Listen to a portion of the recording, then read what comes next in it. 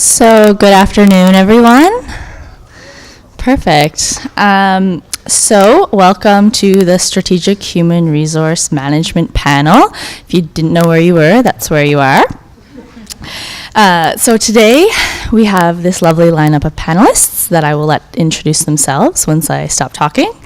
And we just wanted to thank you all for coming today and sharing your wonderful insights and time with us here at Mount St. Vincent University. So we thank you for that. A few housekeeping rules for the students out there before we get going. You must stay for the entirety of the panel. You can't get up halfway through and leave. It's just something we ask of you. If you're claiming this on your learning passport, make sure you get a survey, fill that out, and when you pass that in, we will gladly stamp your passport for you. I know I do not need to say this, but please remain quiet when other people are talking, whether that's a student asking a question or a panelist answering a question.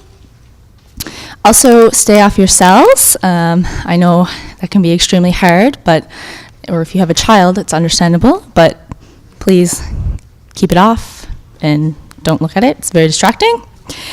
And you will have the opportunity to ask your burning questions when we are done with our 8 questions up here, so hold on to those tightly. You will have an opportunity to ask them. So without further ado, I will move into my first question for the panelists here today, and that is, please introduce yourself and tell us about your company and your position. We can start with Bev. Yeah, hi. My name is Bev McCann. I'm with a company by the name of Randstad, and inside of that is a division called Randstad Sourceright, and that's where I live. I'm a talent delivery manager. I've been with the company for a couple of years now, and typically what Randstad does is they deliver talent to companies, as well as a recruitment process outsourced division and managed services. Good afternoon. My name is Kevin Richardson. I'm Director of Human Resources for Delta Hotels here in Halifax, but we're also part of the Marriott family. In regards to hospitality industry, we service both hotels, so many positions from entry level, from room attendant, guest services, from food and beverage, all the way up to executive positions within the leadership team. So, welcome. Hi, my name is Sadie. I'm the Human Resources Generalist at Halifax Marriott Harbourfront and work very closely with Kevin next door. Very similar to what his hotel offers. We're very similar from entry-level positions, whether it be a room attendant, food and beverage, servers, middle management, upper management, we fill it all. My role is primarily recruitment, so I get to see many of your faces, especially come co-op seasons, so I look forward to meeting each of you. Hi everyone, my name is Erin. I am the Human Resources Manager at the Hilton Hotel downtown Halifax. I actually went to school at CBU and I moved to Halifax and went to NSCC. I did a co-op at the Prince George Hotel. I came to the Hilton and I actually went to the Delta, came back to the Hilton again, growing in my career each time. And so I think co-ops are definitely a great thing, and to network is amazing. So looking forward to talking to you guys a bit more today. Thank you all so much for those introductions. So we will now move on to the second question. In order to have my resume get past the first review process, what are the key things you look for? What skills and attributes do you look most for in an application package? I'll take that one. I think the most important thing to do when you're looking at a role for yourself is to take a look at the job posting and really take a peek at what they're asking for. If they're looking for specifics in education or experience or some sort of skill set, ensure that you showcase that in your resume.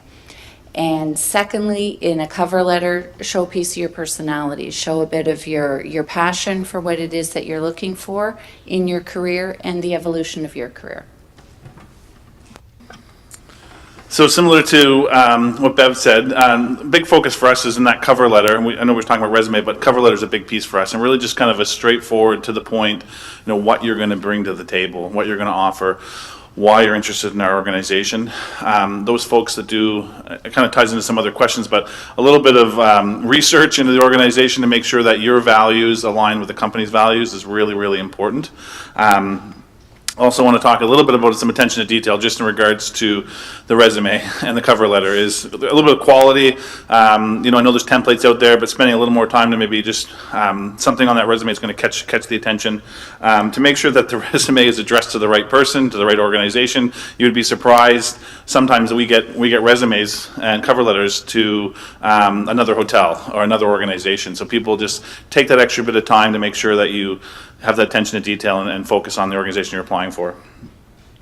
And the last thing I'll say is just a little bit of, I guess, follow-up. If you send your resume in, a call or an email, if you have an opportunity to know the contact of that organization, to get another touch point, contact may help get that resume through the next stage.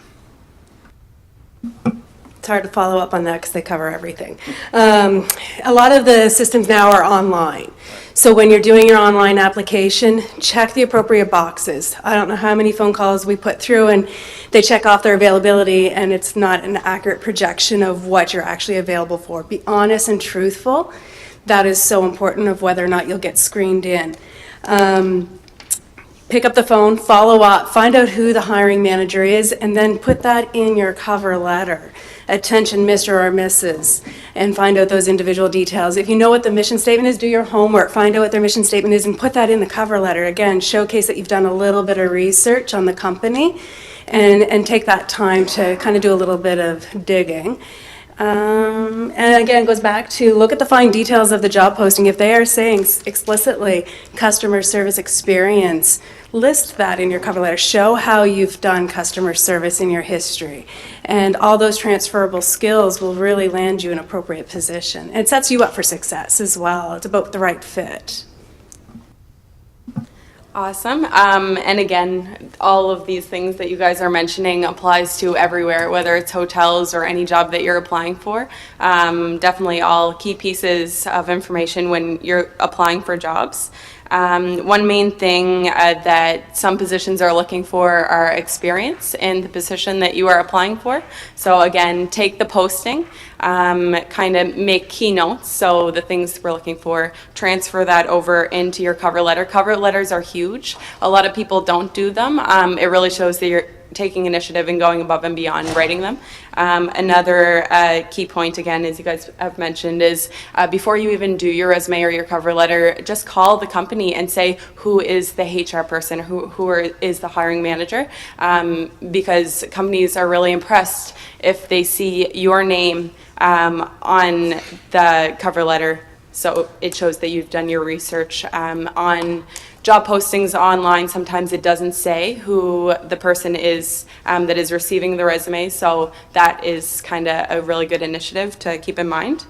Also, again, as was mentioned, attitude is huge. So sometimes we can say we can teach this skill, but attitude is something that we can't teach. So we want to see your personality come through in it. So if you talk about some things that help define you, that really gives us an advantage in getting you in for an interview. Other than that, I think just making sure it is personalized and hitting on those targets of the job posting, that kind of summarizes it for us. Thank you. We have April Howe joining us here on the end. Welcome, April. Thank you. I will just reread the first two questions so you can come up to speed. So just please introduce yourself and your position within the company you work for. And then the second question was regarding resumes and application packages and what we can do to get past that first stage of the application process. Thank you. First of all, I'd like to apologize to everybody for my tardiness. While it was something out of my control, it's never an excuse to be late. And if this were an interview, I'd be in a really, really tough position right now. So I apologize for that first and foremost. So my name is April Howe. I'm a partner with a firm called Knightsbridge Robertson Surrett. We are a fully integrated human resource firm. So we do 4 main areas in terms of HR. We do do executive recruiting. We do what we call contingent, or that mid-level recruiting. We do career transition work, so that's helping people figure out what's next in their career and how they get there. And then lastly, we do organizational solutions as well. So everything from salary reviews to CEO evaluations to just helping organizations make sure they're structured and they have the right people on the right bus and in the right seat. So that's a very quick introduction of my organization. And since we're all on question number 2, in terms of what are the things that I need to do to get my resume past the first review. So I'm not sure what was said because, again, I was late, but some of the things that I think are important to think about before you worry about content, you need to worry about scannability. So we're not spending 30 minutes looking at your resume, if anybody would agree with that, panelists. We're spending maybe 30 seconds to maybe a minute looking at your resume. And if we can't discern information from your resume quickly, we'll move on because we've got options. We've got about 87 other resumes or 27 other resumes that have also been submitted. And so we have options.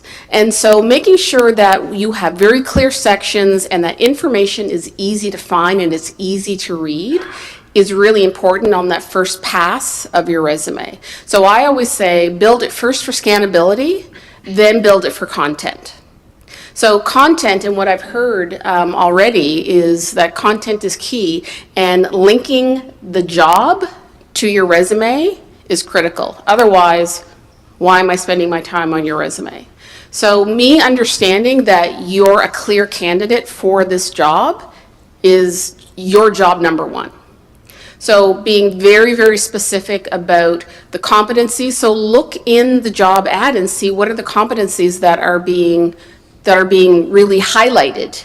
Look for keywords that are being highlighted in the job ad. And I always say, if the word looks important, it's a keyword. So find those keywords and then ask yourself, is that something I've done? Is that something I've been exposed to? Is that something I have experience in? And if you do, then it definitely should be in your resume. So tailoring your resume for every opportunity is critical. So, I have a very critical eye when I look at resumes, and if I can't see that you're a clear match, onward I go to the next candidate that likely is. So really being thoughtful and not just having a standard resume that you're pushing out to every job, and really customizing that is key. Building it for scannability. So yes, formatting matters, font matters, all those things do matter. They're not the most critical pieces, but there's something that will definitely enhance your resume and make your resume something that a recruiter will want to stop and take a look at. The last thing I'll say is that a lot of organizations use applicant tracking systems. Has anybody talked about that yet? Okay, so applicant tracking systems is the technology that organizations are using to vet resumes. So earlier when I talked about keywords, it's important for you to pull keywords from a job ad and make sure that they're in your cover letter and resume, because those applicant tracking systems, which is a software that's scanning your resume, and if you've got a keyword match, then you're going to move on to the next phase of the recruitment process. If you don't have the keyword, you're not going on, and then you never get seen by a human. So first is the technology, not in all cases, but in a lot of cases. The technology is going to scan your resume for keywords, then it's going to sort those resumes and then put you in the keep or thanks but no thanks pile. So obviously you want to be in the keep pile. The best way to do that is making sure that you're looking at the job ad, pulling keywords from the job ad, making sure that those keywords are in your resume. In addition, you're also showing that you're a good candidate for the role when the humans get to read it. Thank you. That's very insightful. So the third question for this afternoon, what type of positions should recent graduates or students graduating soon look for when applying? What position titles or roles are considered entry-level jobs? Yep, go ahead. I can start that one. So for us, we partner for a long time with Mount St. Vincent and the university here. Typically, we hire mainly co-ops, and then they advance in our organization. And upon graduation, maybe then we consider them for, I'll call it a supervisory position. But historically, it would be from an entry-level position within our industry, unless you have other experience, and a lot of it is customer service or guest services experience. And some people sometimes don't think they have that experience from other positions they hold, whether it's in retail or wherever it might be. But you do have a lot of experience, and make sure you highlight those things and understand those linkages. So typically, it would be those frontline positions like I talked about earlier. So it could be front desk agent, could be bell attendant, could be food and beverage server, room attendant, some of those general cleaning positions, as well as culinary, so which is a big portion of our industry as well. But again, from a graduate perspective, if you have previous experience within the industry, whether it's with our organization or other organizations, then we would consider for supervisory positions and being part of our management team. Another thing to consider is some hotels, I know with ours, we have what's called a lead position.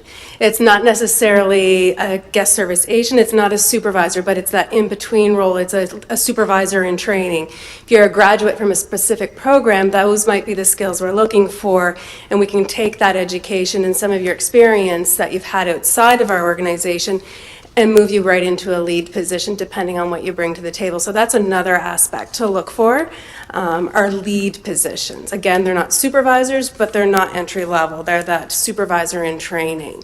So that way you can maximize what you've learned in your university degree and still learn the general aspects of an industry for sure. And don't be afraid to take risks. Try something new. Don't be afraid to step out of your element. Customer service is customer service. Those types of skills are all very transferable. So don't be afraid to step out of your element of expertise, because then you're just going to become a stronger, better manager, leader, general manager. Because the more you get to know about an organization, not just one small entity, the greater success you will have. So don't be afraid to step out of your wheelhouse a little bit and take a risk.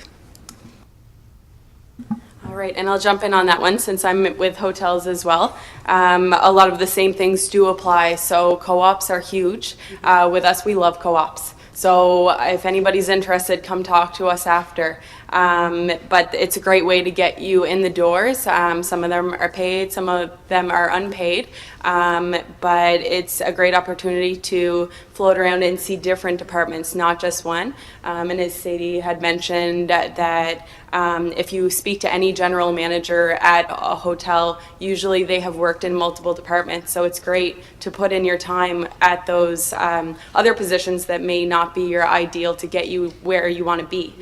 So even for myself, in human resources, that was the goal. That's what I went to school for. Although in between, I took a supervisory role at Target when it was here. So it's those stepping stone jobs that you really have to say, this isn't what I'm going to school for, but it's going to help me get to where I want to be. So I think that's a big thing. Within our hotels, usually the entry-level jobs are food and beverage server. So that's fairly easy to do if you have serving experience, or if you're personable, if you're friendly. You can talk to people and be engaging. Guest services, so that's checking people in at the front desk, and room attendants, and again, supervisory. If you have supervisory experience at one place, it doesn't have to be in hotels. It's easy to apply, showing that you do have that leadership experience. And I'll defer to my panelists here because we don't recruit specifically in the hotel and hospitality industry. However, I will still answer the question in that if you're just coming out of school and if you have limited or no prior work experience, the types of roles that I think that you'd be looking at, and more broadly speaking, would be that coordinator level role, associate, support level roles that are going to give you, the experience that are going to get you to that next opportunity. I call it the thing before the thing. So the thing that you're going to do for now that's going to lead you or leapfrog you to the types of opportunities that you actually want to work in. But like most of us, you got to do your time. And so oftentimes you got to start low and it feels not always great. But those all roles within any organization are important. And so I don't care what the role is, it doesn't exist unless it serves a function. So know that while it's not that management role that you're hoping for, it is something that serves a function and you are contributing to an organization, so don't underplay that. But it really is, paying your dues in terms of, especially if you're just out of school, looking for the roles that are going to give you the exposures and the experience that you're looking for. So coordinator, associate, anything that is a support level role is typically what folks that are coming to us out of school are looking for. Wow, I think you covered everything. But one of the things that I've noticed as a recruiter and talent delivery manager is different companies that we work with, they may call the same role by a different title in different companies. So target what companies that you're interested in, take a look at their job postings and what they're calling different titles, and that might help you, or different roles, what the title is. And that might help you to discern where you want to target with that specific company.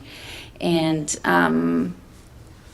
yeah, I think that's pretty much everything I have to add. Everything else was very much said, except for that one piece.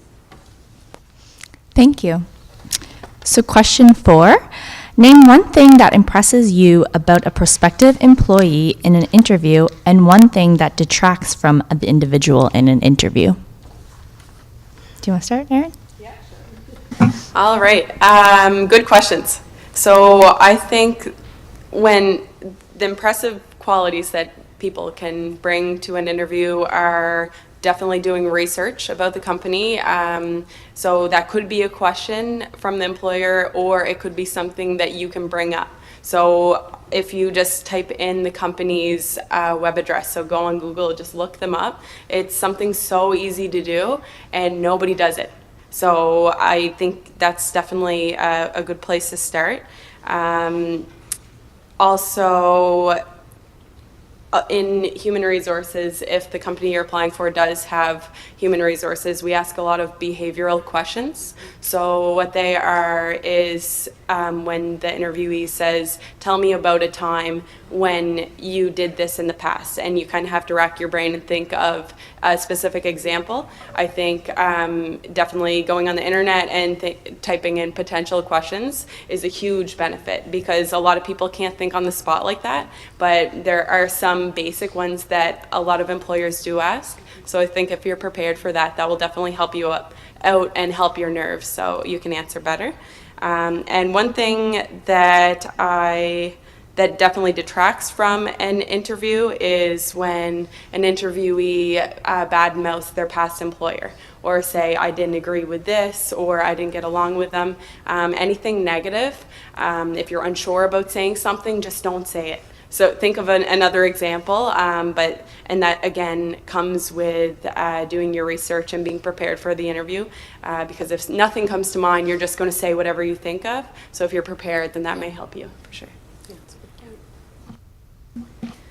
One thing I really like during an interview is the engagement of just personal conversation, just random conversation, being able to be engaging. One thing that we do in the hospitality industry is talk to strangers. It's what we do, and we get to know those that are staying with us. So having that natural ability just to carry a random conversation, whether it's before the interview, during the interview, or after the interview, I want to know that you're engaging. I want to see that smile. The smile is going to, you need to show your personality through an interview and just be able to be natural about it, because that's the face and that's the presence that's going to be in front of our guests, and we want to know that it's engaging. The one thing that turns me off, and I've seen it time and time again, is the cell phones. They're ringing, they're vibrating, they're dinging. Turn them off. I've even had people answer their phone in an interview. So those are the things that will distract me and will keep me from going, I think we're going to move in a different direction with that applicant. Keep your language clean, be proper, use proper grammar, avoid swearing. I've seen it all, so it's just those little habits that are easy to fall into, but just small tips for sure. I have a long list of things that get on my nerves, but I'm not going to go deep into that list. However, I'm going to actually pick up on your point about behavioral descriptive interviews, and I'd like to really underscore that. Behavioral descriptive interviews is really, I would say primarily what most organizations, those are the types of questions most organizations are going to ask you. And as much as I've prepped my clients for those types of organizations, they still find a way to flub it up. And this is how they do it. So tell me about a time when you identified a problem and solved it. And then my client would say to the interviewer, well, actually, no, there's a lot of times when I've solved a lot of problems. In my, in the work that I've done in the past, we're dealing with problems every day. So I think that I do a really good job of figuring out a plan. When a problem comes to me, I just, look it in the face and say, what are the things, what are the steps that I need to take, put in place in order to solve that problem. That's a crappy answer, okay? So a better answer would be, well, actually, there was this one time when a client came to us and he was looking to have 3 flamingos in his room. And I understood that policy would say that, domestic animals only would be allowed in certain rooms, but we don't allow these crazy types of animals in the room. So I went to my supervisor, explained the situation, and so on and so forth. So it's very specific. If you have somebody looking for flamingos, you got a bigger problem than just, trying to answer a behavior question. But you have to be specific, and that's where most people mess up. And so some will say, well, what if you don't have an example? What if you don't have a specific example? Well, then talk about maybe an example where you've seen a colleague that has dealt with a situation, and that's exactly how you would have dealt from it and what you learned from that, for instance. Or try to tie something to that question. But it's really important, and I'm really glad that you raised the whole point about behavioral questions. It's really important that you figure that piece out. And if you just Google BDI or behavioral descriptive questions, the internet is chock full of them, and it's also chock full of the types of answers that could help you formulate those. The one thing that I do with my clients is say you need to have an inventory of accomplishments. So think about what are the things that I've done that have contributed to either organizations that I've worked for, and if you've worked in a volunteer capacity, what have you done that contributed? So if you helped out with a fundraising drive, great. What exactly did you do? So being specific is really key, and knowing how to relay that information. So what did you do? So what was the problem? What were the steps that you took? And what was the result? So that's the framework of answering a BDI question. And if you figure nothing else out, if you can figure that out, you're probably halfway there in terms of being prepared for an interview. Oh, what do I hate? Hate is too strong, but it gets on my nerves when candidates get too comfortable. I actually like to see a little bit of nervousness. That tells me that you're taking the opportunity seriously, that it matters to you. You feel as though there's something at stake here. I've had clients come in and they do, the whole sit back and they're comfortable, and their body language is telling me that. So I always say you need to respect the process and respect the fact that we've asked you to come in for an interview. So please don't get overly comfortable. While most people probably don't, it is kind of nerve-wracking. But just be mindful of your body language and the way that you're addressing the interviewer.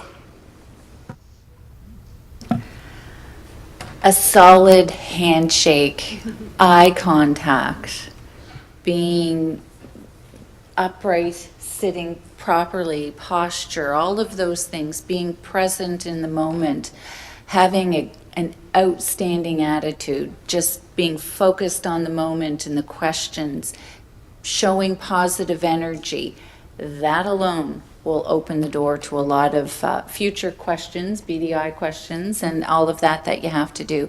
But that is definitely going to set you off on the right path, making that right first impression. Positive energy is second to none. If you're going down the path where you're open and you're positive, we can teach anything that we need to teach. Without the right attitude, we can't teach it.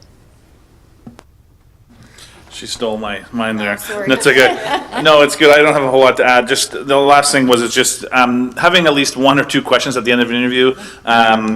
Just shows a bit more interest, and that you put some plan and thought into this, unless it was already asked during the interview.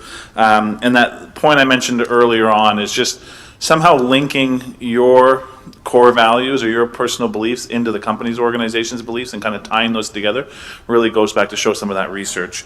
And again, the panel, I think, covered off some of the detractors for me. Just they've said them all, really. I don't have anything else to add, but having really good positive energy.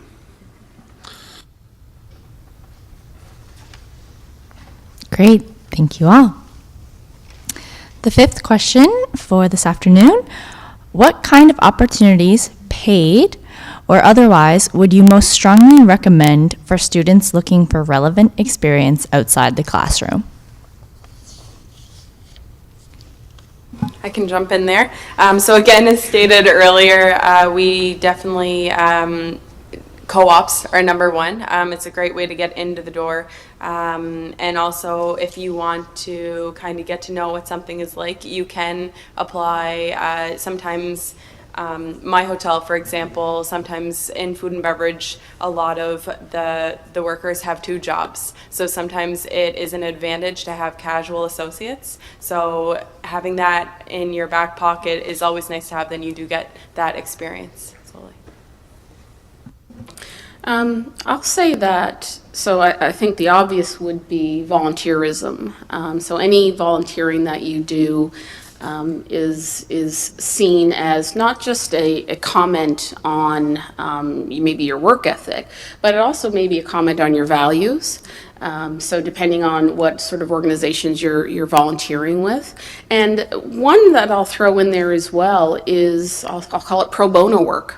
So maybe you are looking to have an opportunity with one of the hotels and offering a day of your time to get to know them. Now, not all will offer that opportunity, but it's kind of cool if you go to them and say, you know what, you're on my target list of organizations that I'd really like to work for, and before we get married, I'd like to date. Now, I wouldn't suggest you say that, but so sometimes offering your services for a day so that they can get to know you and you can get to know them is actually kind of an innovative way to put yourself out there. But what's key about that is you can actually put that on your resume.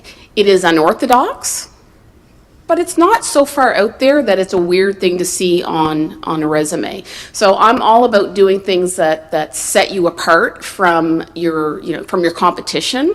And that's one small thing that you can do that shows initiative, ingenuity. This person's a go-getter, and that's what these folks are looking to see 100%. I'll speak to the co-op as well. We do a lot of co-ops. It's a big part of our seasonal hiring, as well as we do opportunities where you can work in more than one department at any given time. So it's volunteering and jumping in, hey, I'll go help banquets, we'll pay you, and it gives you experience in something completely different. You could be a room attendant cleaning guest rooms and a banquet server by night. So there's all kinds of opportunities to get cross-trained in a lot of different areas. But speaking to both of them and the point of volunteerism, that is such a big part of what we do in the community, is giving back to the community. Showcase how you volunteer at the school, different initiatives that you've been part of. I hired a young lady that's all she did. That's all she had on her resume was high school and volunteer work. Well, she was one of the best hires we ever had. And we took a risk of no work experience, but man, it paid off. And she was loyal to us through her university degree. So she stayed working with us part-time, she continued to volunteer, and she went to school. But we hired her based on volunteer work. So again, it goes back to those skills that showcase values and experiences, and they're not just earned by paid positions. So just a couple of things to consider. Very similar to what the rest of the panel said already, but I'll just add a couple things such as volunteer work, but almost like project work. Sometimes organizations have little side projects on the go, and if we get someone to come in and have an expression of interest or some background in that area, they could come and join us once a week and for a 2-hour meeting and be part of that panel, or community work, some of the things we do in the community as well. The other thing I wanted to mention was any networking events. You see anything from an industry perspective or from a school opportunity for you to get out and connect with industry partners or people within the community would be a big opportunity. And as well, just today, I guess with technology and social media, reaching out and connecting with through LinkedIn or some of those professional sites to try to build that to make that connection, and maybe set up a chance to do like a coffee chat or a career session in terms of some guidance and making that connection for down the road. I mean, everybody says it, but it's a lot of times who you know and who you've built a connection with can help you in the future. So, Great answer. The other thing to look for is perhaps some contract work over the summer months, or depending on how your schedule goes. Some companies will offer 3-month contracts or 1-month contract or 2-month contracts to go in and actually work with them in a specific job. It doesn't necessarily have to match 100% to your education path, but again, it's experience. It's getting your foot in the door, making those connections. And for those of you who are involved with sport, that's another really great way to make some connections as well, as just through that path. Thank you so much. So question 6, where do you see opportunities for jobs in the next 10 years, whether that be geographic, industry sector, or specific jobs that come to mind? I'll jump in on that question. I'm not sure how helpful this is going to be to this audience, but we've certainly done and continue to do research around what are our emerging sectors, emerging areas in terms of job and job development and career development. So I can tell you right off the bat that there's 3 areas specifically that we know over the next 10 years are going to see a lot of growth. So everybody here, well, most of us anyway, know about artificial intelligence and the development of artificial intelligence, and what is that going to look like 10, 20, 30 years out. So organizations are already starting to figure that out and what the impacts are going to be on their businesses based on that. So sometimes there will be job loss due to it, but a lot of times there will be job development due to that type of technology enhancements. The other area is in deep data. So computer science, analytics, organizations, and we're seeing it all the time, are looking at their customer bases and trying to slice and dice information that they're gathering from their clients. Amazon is a perfect example of who has this whole deep data thing figured out, right? So you search for something once on Amazon, and every time you go online, you get a pop-up of some Amazon ad that's kind of related to what you did a search on. That's deep data. And so organizations are figuring out that that's the way to go in terms of how do they impact their client and how do they persuade clients and customers. And then the last place is IT security, another kind of obvious area. I've got one son now that is in IT and another one about to go into IT, and I'm trying to push him towards security because, and I wouldn't even call that emerging. It's really been an area that has been of concern and of growth for several years now, but I think we're seeing more and more of that with the breaches that we're seeing in IT security now. That is just going to be a much more emerging and growing area. Totally agree. Yeah, the IT security piece and artificial intelligence, definitely. Another thing to take a look at is our aging population and what that's going to mean for jobs and opportunities down the road as well. And it could be directly related, it could be indirectly related as well, because everything kind of funnels up into that. But what we're seeing a lot of is a lot of that contract work and people working from home. So I think those are opportunities that you need to be open to as well. We all want that permanent job and that staff role that we think means security, but the security lies within you and the great work that you all do. That's your security. It has nothing to do with whether you're contract or permanent. And if you are contract, you can negotiate some benefits into that as well. In working from home, I work from home, it's awesome. It's great. So, but the IT piece is and engineering as well, as it all kind of flows into that. Those are the areas that we see. Yeah, for our industry, hospitality-wise, I mean, we're concerned about the labor shortage that's pending, and it's going to be massive in regards to making sure we have enough people to just run our organizations, and we're going to see businesses have to close because there's not going to be the workforce available. But specifically for us, challenged over the last few years has been some of those frontline positions, but specifically culinary. And I know it might not attract this group very well, but culinary is a tough talent to find. Has been a tough talent to find, and continues to be a tough talent to find.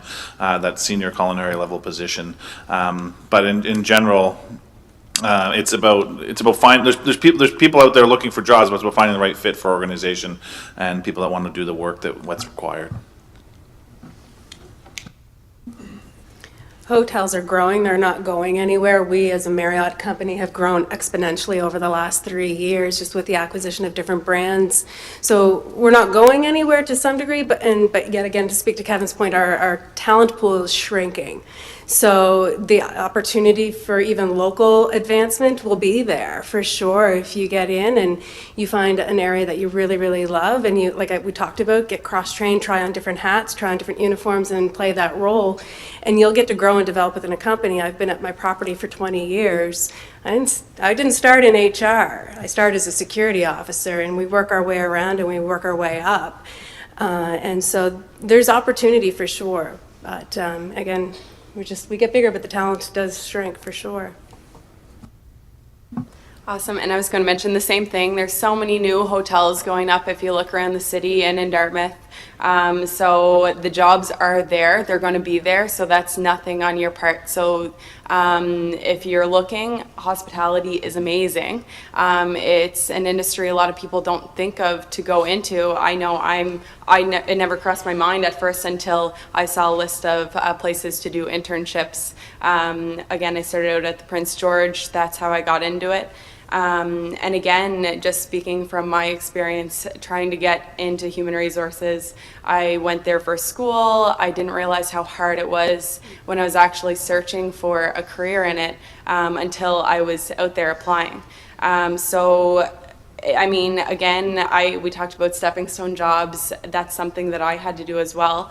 In that time, it's great to think of, okay, well, should I apply for serving within a hotel so then they get to know me and they get to know my skill set, and then you can work your way up to the position that you actually want there. So in hotels, there's so many different positions. There's, other than the line level positions like maintenance room attendant, food and beverage server, and then we get to finance. So there is accounting, chief engineer, so maintenance, general manager, human resources, sales, tons of sale manager positions. So many options depending on what you want to do. So I think it's a great way to grow. Thank you all for those enlightening responses. Question 7 for this afternoon. What skills that are not learned in school are most helpful for a career in HR? So whether it's creativity, empathy, communication, if you could share that with us. You guys keep looking down at me like I'm so first of all, I'd like to say I am a frequent flyer with the Marriotts, and I've stayed in pretty much almost every property in Atlantic Canada, and this is a shameless plug, but I've never been disappointed at a Marriott property. So just want to say that. And if you want to say something nice about me, feel free. So what skills that are not learned in school are most helpful? And so is this a broad question for any career or specifically to HR? Yeah, HR, because there are HR students in here, yes? Okay. Well, I would say that one of my favorite natural competencies is curiosity. Someone that wants to dig beneath the obvious question for their answers, someone that will say, yeah, I know that that's what I'm supposed to do, but why am I doing it? What's the value to this process? What's the value to the team? What's the value to the company? And I don't mean someone that's pushing back on every decision and every strategy, but just, my favorite question is help me understand. Just help me understand.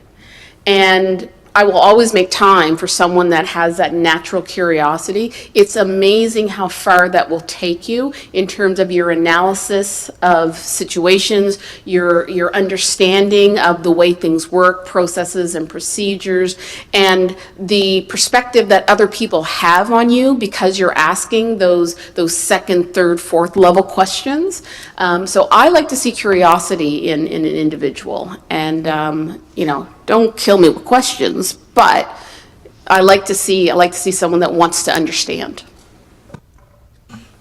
I'll jump in just because some things just came to mind. For this industry particularly, I think a couple key things. One is being a good active listener. People are going to come to you in the human resources field with questions, just want to talk, just want to be heard, and I think you need to be open to being listened, and part of that listening is being patient. Having patience to get through things, whether it's through a situation you're dealing with or other associates or other leaders in the organization. Sometimes they might not see kind of eye to eye on the approach that you're looking at from an HR perspective. And as well, the big one for me is kind of that problem resolution or conflict resolution, and kind of being strategic around some of that approach, and being people in my work sometimes call me Switzerland, because you're kind of trying to balance that side of how you're going to help process and make sure everyone feels that they're getting some type of benefit or resource from the situation, and being heard. So those are just some things that kind of just popped out at me. I had some other notes, but those things seem to be, I think, important for the HR. I'll add to that. Being able to deal with pressure in HR, you might have a lot of things coming at you at a specific date and time. You need to deal with competing priorities. You need to deal with the pressure, and you need to be able to think on your feet in one of those pressure cooker situations when you do have a situation in front of you that is very tender. And you need to just be able to take a step back and take a topical view, that 50,000-foot view, and kind of slow your thinking down. That's a really tough thing to teach. It's more real life experience that gets you that.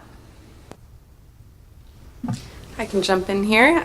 So starting out in human resources, especially if you have HR experience and you're going into a new company, associates will come to you and you won't know the answer all the time. So I think the biggest thing is to be okay with saying, I will find out and I will get back to you, and make sure you're there and you provide that proper follow-up, and give them a deadline even, so they can expect when they can hear back from you, because that creates a trust factor, and that goes a long way in the associate thinking if you are a good human resources person.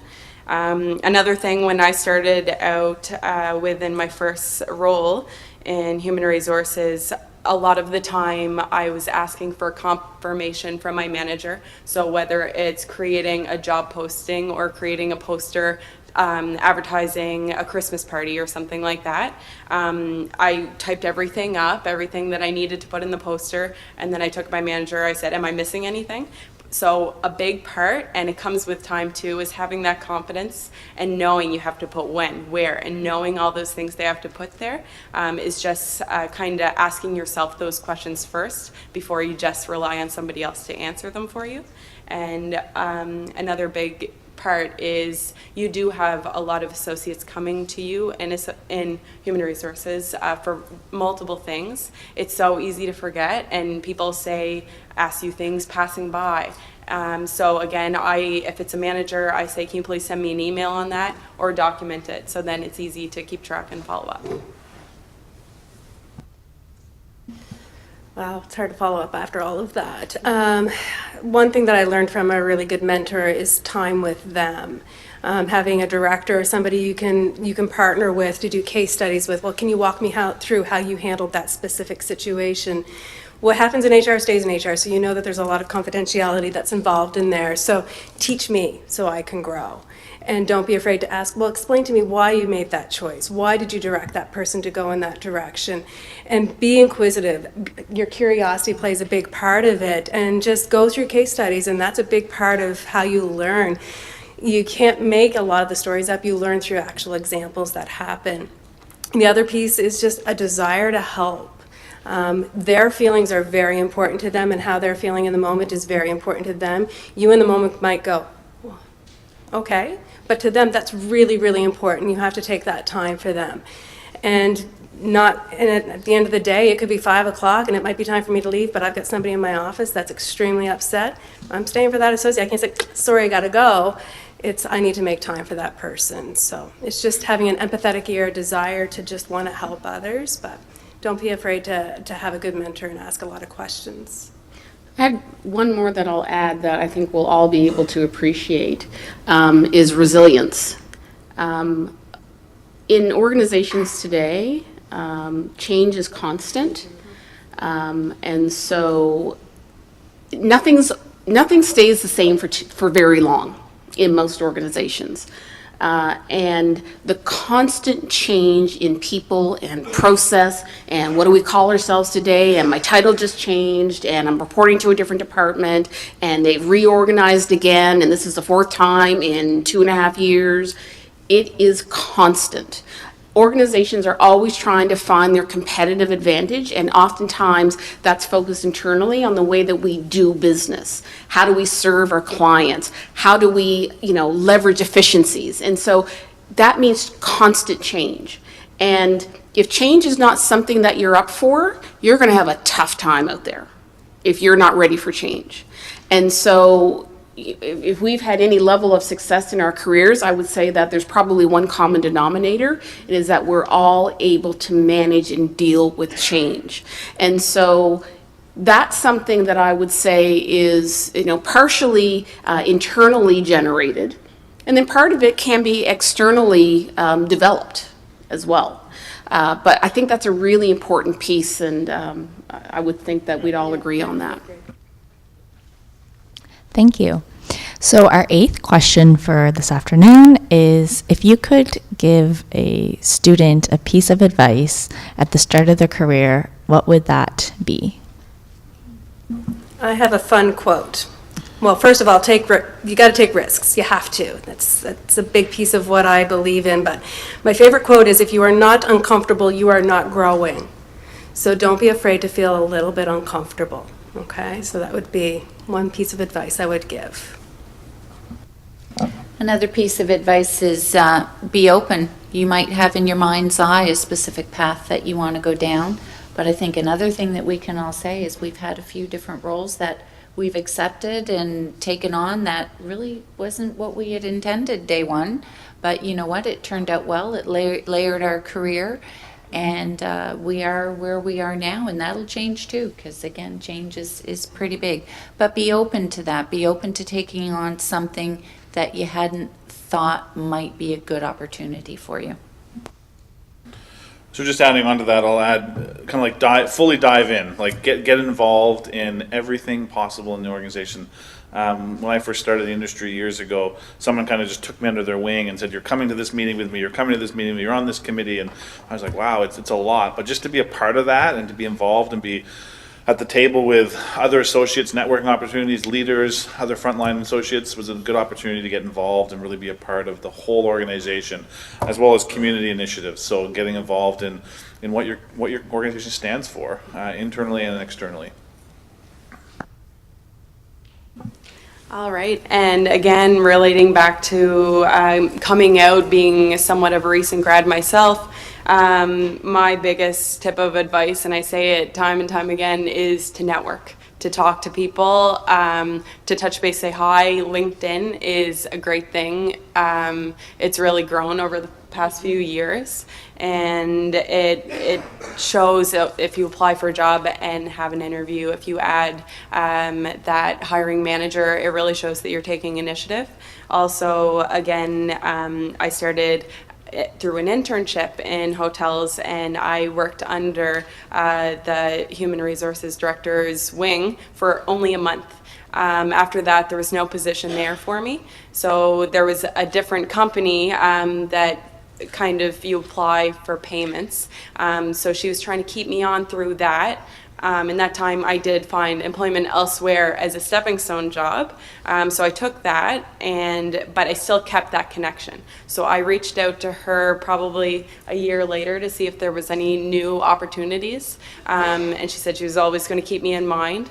And that's how I got into the Hilton Hotel. And then I made a connection with Kevin at the Delta. I went to the Delta for a little bit, and then my boss at the time at the Hilton left, and now I'm the HR manager, and I started as the coordinator. So it's definitely good to network and you grow. So I have two sons, 20 and 27, and all of their lives, I was a decent mom. I was an all right mom. But there's one message that I was extremely consistent about with my two sons. Actually, two messages. One is that you will never, ever in your life meet somebody more important than you. I don't care if he's the CEO. I don't care if he's a prime minister. I don't care who he is. You'll never meet somebody whose life and existence has more value than yours. The second piece of information or theory that I believe is never in your life will you meet somebody that you are more important than. I don't care where they are. I don't care if they live on the street. I don't care if they lack education. I don't care. You will never meet somebody more important than you, and you will never, ever be more important than anyone you ever meet. And if you go through life, and if you go through career with a belief or a similar belief, you're bound to treat people the right way. It's hard to get it wrong. You're bound to think that, oh, so I can call the manager of HR, or bump into her on the street, or April, who's the partner at Knightsbridge Robertson Surrett. My title means nothing. And frankly, their titles mean nothing. It is about who you are and how you show up. And what we take note of is how people show up every day. So the little things that you do by helping a colleague, staying a few minutes late, the little things that you're doing that you think we don't notice, we notice. Or someone on the team told us. And those are the things that will, along with being open to experiences and the like, will propel you in your career. But it starts with a grounding point, and it starts with a personal philosophy. That just happens to be mine. So what's yours? Great. That was all very great pieces of advice from all of you. So thank you for answering all of our questions.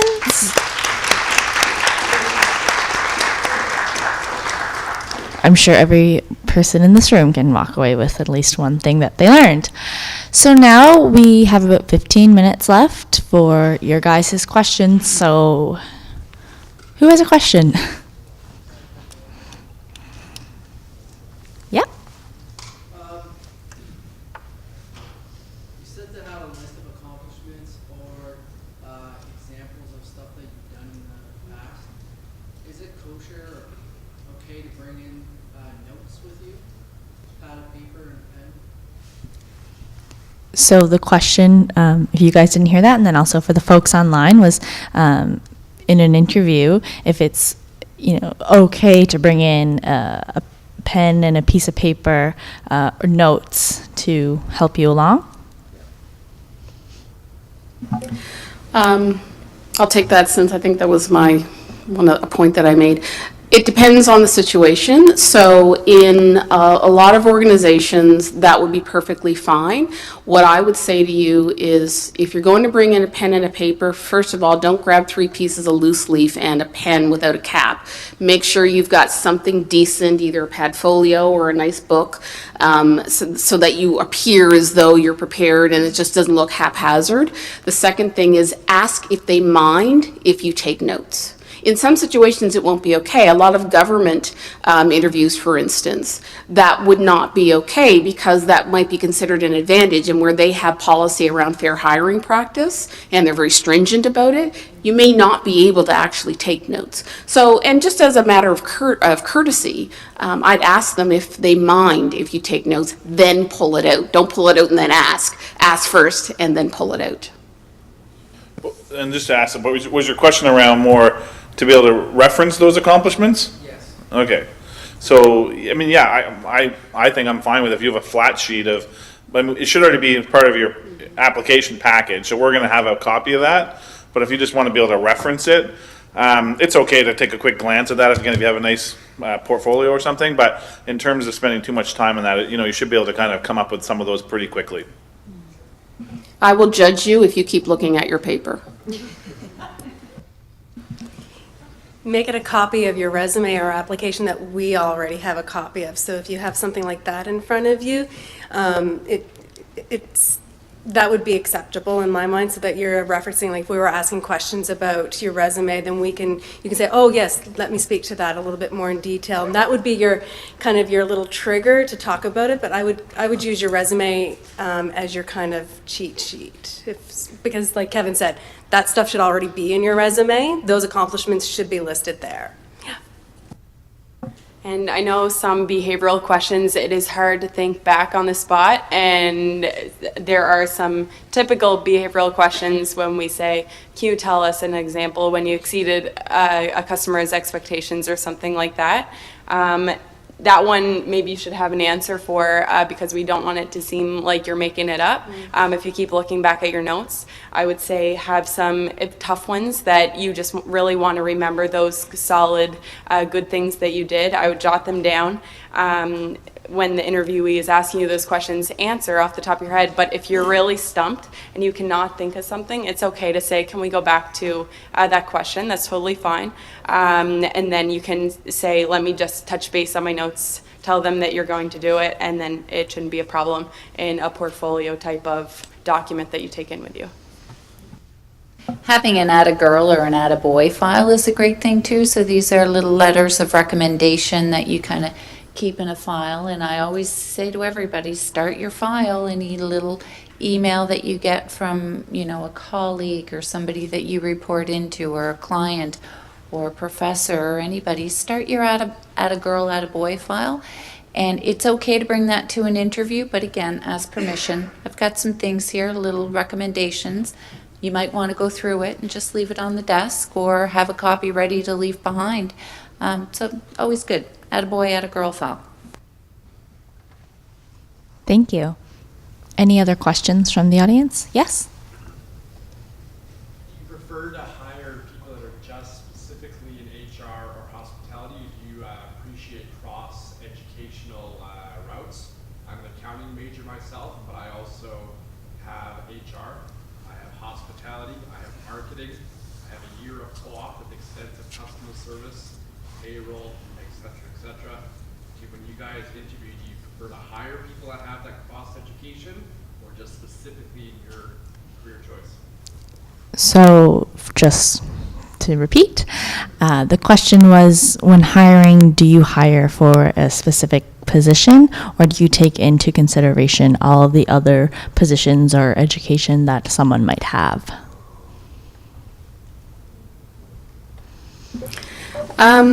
That's a little bit of a loaded question.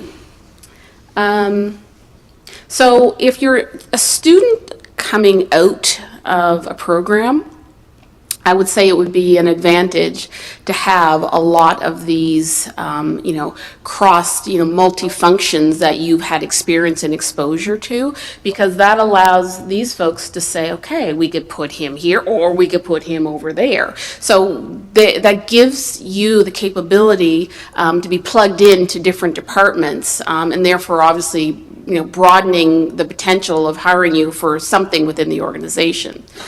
As you move along in your career, that actually doesn't necessarily, it depends on how you market yourself. So if you send me a resume and you are an accounting, hospitality, client services professional, I don't know what to do with that, right? I don't know where to plug you. And yes, we want to put you in a box. We do want to put you in a box. That's really what recruiting is. Here's a perfect person, here's an open box, that's a very specific opportunity. So we want to plug you in, and if we can't figure out where to plug you, we'll just kind of maybe move on, right? Unless you have a PhD in 3 areas, you know, it's hard for us to know who you want to be in your career. So I think starting out, I think it's great, but as you progress, you're going to want to sort of define who you are as a professional. Oh, Kev, do you want to? Okay. Just to touch on that as well, I think that you, the person applying, also has to be specific when you're applying. So you're not just dropping off your resume and running, you're saying, I want this position. So we're seeing that you have all these areas of experience, but we want you to say, oh, I'm good for whatever you have an opening for. We don't like that. We want you to know what you want.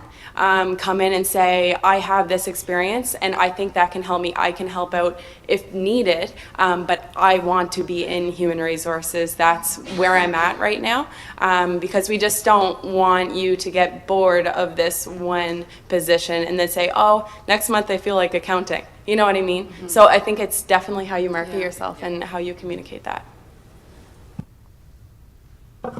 I guess I'll just add, not to contradict, but just to say, in our industry, and in our hotels recently in HR, for example, the last 2 or 3, I'll call entry-level coordinator positions we've hired haven't had previous HR experience. They've had other operational customer service experience, some leadership experience. That some of them have some specialty experience that we used to be a teacher, so in terms of a facilitation or training component with the job. And so to expand on that, I guess, I often say to a lot of people, and education is very important, but to get your foot into the door in an organization and then to grow within an organization, we're willing to sometimes take the risk of putting someone in a new position based on the character and the qualities we've seen, and to train them on the technical skill, even though they might not have that, and to grow them within our own organization. So I'm just kind of broadening a little bit to share with you that a lot of times it's getting your foot in the organization, and then growing within the organization and trying to use your background to certain specialty position or opportunities. When I had the opportunity to hire a new HR coordinator, she also had a teaching background, but had also had time in the hotel and was highly respected and regarded by the other 250 associates that we have in the building, and was also a go-to for many questions as it was. So she knew a lot about the organization to begin with, and it was an easy hire. It really was. And having that training and development background, it was the perfect fit. So no to HR experience, but yes to everything else. An HR coordinator position is a starting point, or an HR assistant is a starting point for an HR a career. But for an HR coordinator, that would be normal. If you're looking at HR manager, supervisor, or director, we're going to be looking for HR experience. Yeah. I think a lot of people have a couple of paths in their career. You start off in one area and you go in another, and it's very important to recognize transferable skills. So you can take one thing from accounting, for instance, and kind of transfer that ability into HR. So being able to have solid record keeping is a good transferable skills. That ability to be concise when you communicate is a good transferable skill. So when you're, a little bit longer in your career path, those are transferable skills that we look at. Transferable skills at the university level are those who are involved in sport, are strong with teamwork, who handle pressure well, who handle, school as well as job, as well as, varsity athletes. Those are all transferable skills. So that's what we look for. I think it's also really important to note, that different organizations have different hiring and staffing philosophies. So what happens at the Marriott in terms of how they hire, and they've clearly built really strong teams in their properties. Whatever you're doing is working for you, but that doesn't necessarily mean that any of our clients in any number of different sectors would do it differently. So I caution that you take any advice here and sort of apply it across the board.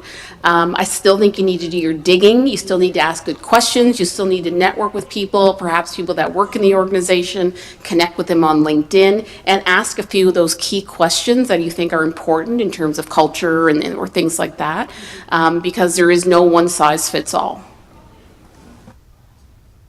Thank you. Anyone else want to ask a question? This is your time. Not one of you has a question for 5 HR professionals. I drove all the way over here from Dartmouth. Yeah. Thank you. 2 more.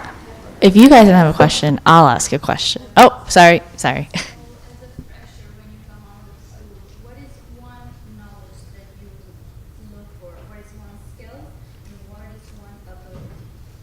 So for students just coming out of school, what is a skill and ability that you guys look for when hiring?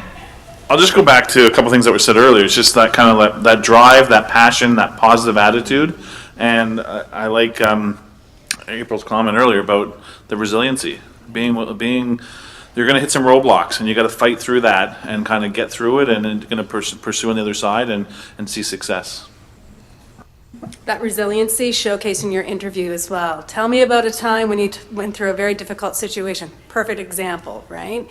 Don't be afraid to showcase personal resiliency in your interview skills. Tell me of a time when. Those are great specific examples, especially if you don't have the one that's work related. They can be school related, they can be personal related. Primarily we want them to be work related, but not everybody has the ability to have job experience. But yeah, I would echo Kevin's comments as well. I would say 3 important things are just being personable, being at the job that you want, and show that you care and you want to be there. There's so many people that go to work and they don't want to be there, and you can tell they don't want to be there. So it's being present. Again, take all the interview pieces of advice with you because that shows a very big first impression, and attitude and just knowing your job, I would say. Passion. Bring passion to the table. Bring passion to everything that you do. The perfect job for anybody is the job that lights you up. You can't wait to get to it every day. And if that comes through in everything that you do, whether it's an interview or volunteer work, that will go miles. Thank you. So that will conclude our panel for today. No more Since none of you- questions, folks? I guess I'm a little surprised. Me too. I mean, I'm a little I could sit here all surprised. day and ask you guys all kinds of questions. Oh yeah, get to class. No. Thank you so much for everyone in the audience for behaving, and the panelists for their lovely insights. Colleen is going to be right here at the bottom, and she will stamp your passports. Make sure it's all filled out for her, so that works. Thanks, guys.